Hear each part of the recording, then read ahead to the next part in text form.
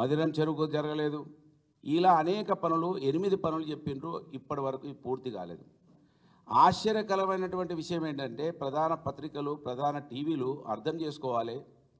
మీరు ప్రజలకు ఇవాళ రక్షకులుగా ఉండాలి. కాంగ్రెస్ పార్టీ మోసం చేస్తున్నది ప్రజల్ని. మీరు దాంట్లోకి వెళ్తే నిజంగా దురదృష్టం. ఫాస్ట్ ట్రాక్ ప్రాజెక్ట్ అంటే ఒక సబ్ డివిజన్ ప్రత్యేకంగా ఏర్పాటు చేయాలి. అసలు ఒక సబ్ డివిజన్ ఏర్పాటు చేయలేదు. దురదృష్టం ఏంటంటే దీనికి 2 నెలల నుంచి ఎస్సీనే లేడు. ఎస్సీ ఆ ప్రాజెక్టుకి ఎస్సీనే లేడు ఇప్పటి వరకు. 2 నెలలు అయింది. ఇసుక కావాలని దాదాపు ఎప్పటి నుంచి అడిగితే నిన్న ఇసుకకు ఆర్డర్ ఇచ్చిండ్రు. ల్యాండ్ అక్విజిషన్ జరగలేదు. ఇప్పటి వరకు ల్యాండ్ అక్విజిషన్కు ఆ ఊసే లేదు. అక్కడ ఏమీ పని జరుగుతలేదు. దీన్ని ఆ రోజు నేను ఎమ్మెల్యేగా ఉన్నప్పుడు పూర్తి ఫారెస్ట్ క్లియరెన్స్లు తీసుకొచ్చి ఇచ్చిన, ఎన్విరాన్మెంటల్ క్లియరెన్స్ తీసుకొచ్చి ఇచ్చినాం, సెంట్రల్ వాటర్ కమిషన్ నుంచి అన్ని పర్మిషన్లు తీసుకొచ్చి పెట్టినాం. కేసీఆర్ గారు 2వ టర్ములో పెద్ద కాళేశ్వరానికి మొదటి ప్రాధాన్యం ఇవ్వడం వలన ఇది కొంత వెనుక పడిపోయింది. నేను 2వసారి ఎమ్మెల్యేగా కూడా లేకపోవడం. ఇవాళ ఈ ప్రభుత్వం వచ్చినాక మంత్రి ఎమ్మెల్యే ప్రజలను 5 సార్లు మోసం చేసి గెలిచిండు.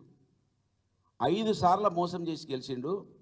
ఇదే మంత్రి ఎమ్మెల్యే 420 హామీలు రాసిండు మేనిఫెస్టోలో. ఈ రాష్ట్రాన్ని మోసం చేయడానికి సిద్ధపడినటువంటి ఎమ్మెల్యేకు ఇవాళ ఇక్కడి నుంచి హైదరాబాద్ కేంద్రంగా సపోర్ట్ చేస్తూ ఉంటే అసలు ప్రజాస్వామ్యం ఎటుపోవాలి? ప్రజలకు తప్పుదో పట్టించేటువంటి పత్రికలు ఉండడం దురదృష్టకరం. నిజంగా 571 కోట్లు ఎవరు అడిగినరు? ఎవరిస్తా అన్నారు? ఒకవేళ ఇస్తా అంటే ఎందుకు ఇస్తారో పత్రికలు దాన్ని అన్వేషించి రాయాల్సినటువంటి పత్రికలు, టీవీలు గగ్గోలు పెడతా ఉన్నారు. ఇవాళ మంత్రి ప్రాంతంలో 571 కోట్లు తీసుకొస్తా మంత్రి ఎమ్మెల్యే, సస్యశ్యామలం కాబోతుంది, అద్భుతం జరగబోతుంది అని ఈ విధంగా అక్కడ ప్రచారం జరుగుతున్నది. 571 కోట్లు ఎందుకు అవసరమవుతున్నాయి, ఏం డీవియేషన్స్ వచ్చినాయి అని ఇవాళ అన్వేషించాల్సినటువంటి పేపర్లు, టీవీలు దాన్ని అన్వేషించకుండా ఒక వ్యక్తికి ఇంత వారికి వత్తాసు పలకడం నిజంగా దురదృష్టకరం. ఇప్పటికైనా కూడా దీన్ని గమనించాలి. కాంగ్రెస్ పార్టీ వాళ్ళ ప్రతి దాన్ని భూతత్వంలో పెట్టి చూస్తుంది కదా. కాళేశ్వరం పిల్లర్ ఎట్లా కూలిపోయింది, దీంట్లో అవినీతి జరిగింది అంటున్నది కదా కాంగ్రెస్ ప్రభుత్వం. ఇవాళ మంత్రిని నియోజకవర్గంలో గల చిన్న Kaleshwaram project Beerasagar pump house 2 సార్లు మునిగిపోయింది. 2 సార్లు మునిగిపోయింది. ఇవాళ వీళ్ళు అంటారు కదా పెద్ద కాళేశ్వరం అవసరం లేదని. ఒకవేళ మేడిగడ్డ ప్రాజెక్టే లేకపోతే ఒక్క పంటకు తప్ప 2వ పంటకు నీళ్లు రావు ఈ చిన్న కాళేశ్వరం ప్రాజెక్టు నుంచి. మేడిగడ్డ ప్రాజెక్టు, కాళేశ్వరం ప్రాజెక్టు ఉంటేనే ఇది 3 పంటలకు నీళ్ళు వచ్చే అవకాశం ఉన్నది.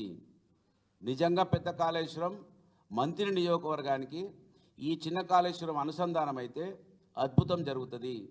25,000 ఎకరాలకే ఆ రోజు అనుకున్నారు. దీన్ని మేము 45,000 ఎకరాలకు ప్రతిపాదన చేసినాం. మేము వచ్చిన తర్వాత అనేక కార్యక్రమాలు మేము వచ్చిన తర్వాత చేసినాం. మేము వచ్చే వరకు శిలాఫలకం వేసి మొబిలైజేషన్ అడ్వాన్సుల కింద 100 కోట్ల రూపాయలు పైపులన్నీ రోడ్ల మీద వరిసి పైసలు తీసుకున్నారు తప్ప నయా పైసా పనిచేయలేదు. నేను దయచేసి ఇక్కడికి హైదరాబాద్ నుంచి ఒకటే విజ్ఞప్తి చేస్తున్నా. మోసకారి మంత్రి ఎమ్మెల్యే, మంత్రి నియోజకవర్గ ప్రజలను 5 సార్లు మోసం చేసి గెలిచిండు.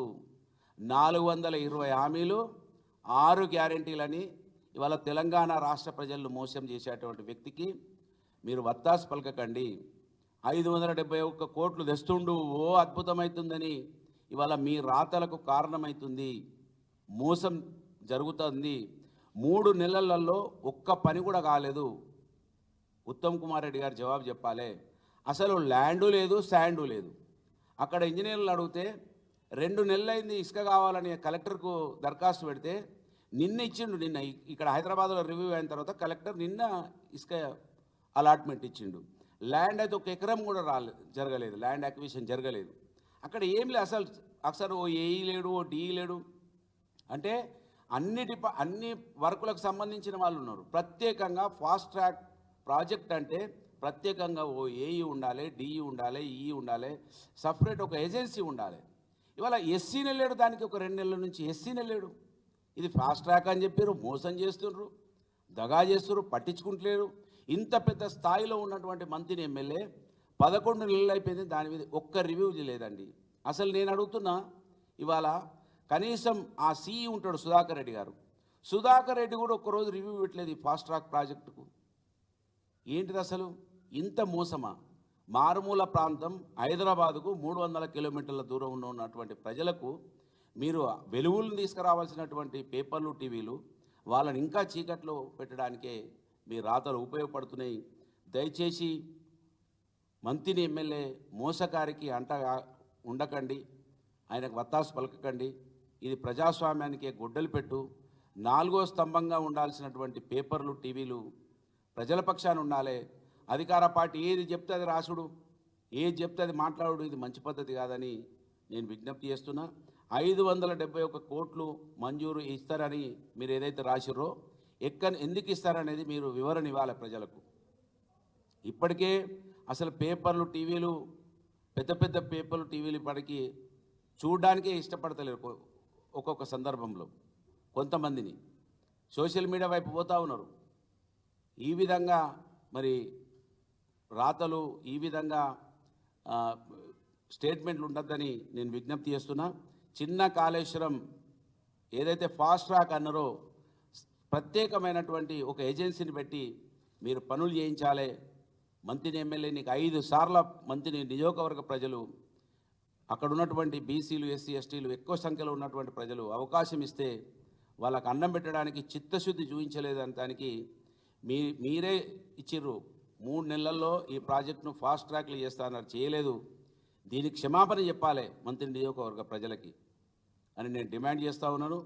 దయచేసి పేపర్లు, టీవీలు కాంగ్రెస్ పార్టీ ఏది చెప్తుంది, ఈ ప్రభుత్వం ఏది చెప్తుంది రాయకుండా కట్టడి చేయాలని, మాలాంటి మారుమూల ప్రాంతాలకు వెలుగు రావాలంటే పత్రికలు ఈ ప్రభుత్వాల మెడలు వంచడానికి ముందుండాలని విజ్ఞప్తి చేస్తూ ఉన్నాను.